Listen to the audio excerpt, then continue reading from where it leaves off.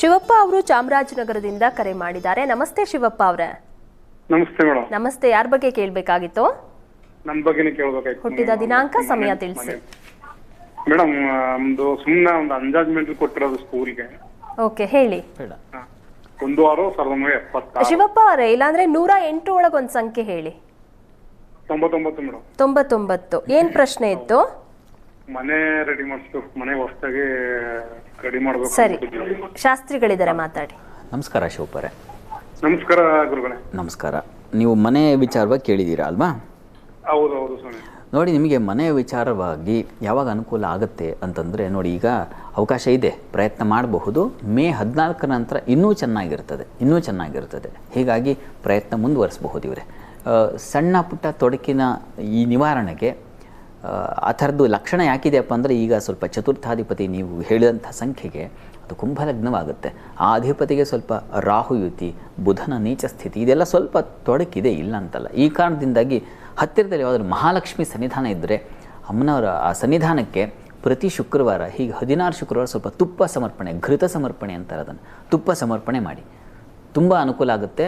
ನೋಡಿ, ಪ್ರಯತ್ನ ಮಾಡಿ, ಒಳ್ಳೆಯದಾಗಲಿ.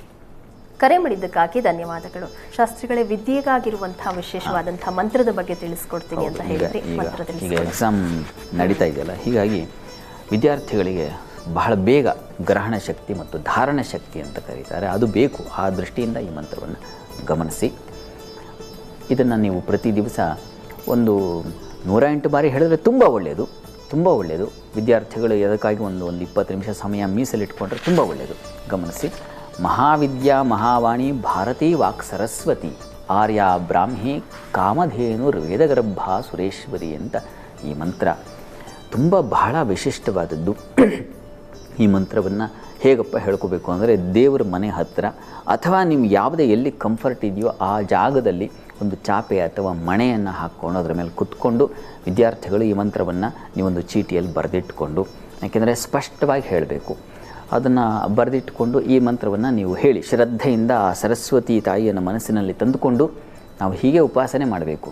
ಯಾವ ಮಂತ್ರವೋ ಆ ಮಂತ್ರದ ದೇವತೆಯನ್ನು ಮನಸ್ಸಿಗೆ ತಂದುಕೊಂಡು ಆ ಮಂತ್ರದ ಅಕ್ಷರಗಳಲ್ಲೂ ಆ ತಾಯಿಯನ್ನು ಕಾಣುವ ಪ್ರಯತ್ನ ಮಾಡಿ. ಅದೇ ತಪಸ್ಸು.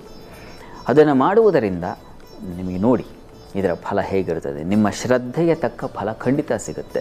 ಹೀಗಾಗಿ ವಿದ್ಯಾರ್ಥಿಗಳೆಲ್ಲ ಇದನ್ನು ಮಾಡಬಹುದು. ಪ್ರಯತ್ನ ಮಾಡಿ. ಇದು ಬಹಳ ವಿಶೇಷವಾದ ಮಂತ್ರ, ಬಹಳ ಶೀಘ್ರ ಫಲದಾಯಿಯೂ ಹೌದು. ಹೀಗಾಗಿ ಈ ಮಂತ್ರವನ್ನು ಹೇಳ್ಕೊಳ್ಬಹುದು, ಸುಲಭ, ಅನುಕೂಲ ಆಗುತ್ತೆ. ಸರಿ ಶಾಸ್ತ್ರಿಗಳ, ಇವತ್ತಿನ ಸಂಚಿಕೆಯಲ್ಲಿ ಇಡೀ ವಾರದ ವಿಶೇಷತೆ, 12 ರಾಶಿಗಳ ಫಲಾಫಲ, ಹಾಗೆ ಕರೆ ಮಾಡಿದಂತಹ ವೀಕ್ಷಕರಿಗೆ ಸಲಹೆ ಸೂಚನೆ ಪರಿಹಾರಗಳನ್ನು ಸೂಚಿಸಿದ್ರಿ. ಧನ್ಯವಾದಗಳು. ಸರ್ವೇ ಜನಾಃ ಸುಖಿನೋ ಭವಂತು, ಸಮಸ್ತ ಸನ್ಮಂಗಳಾನಿ ಭವಂತು. ಎಲ್ಲರಿಗೂ ಶುಭವಾಗಲಿ.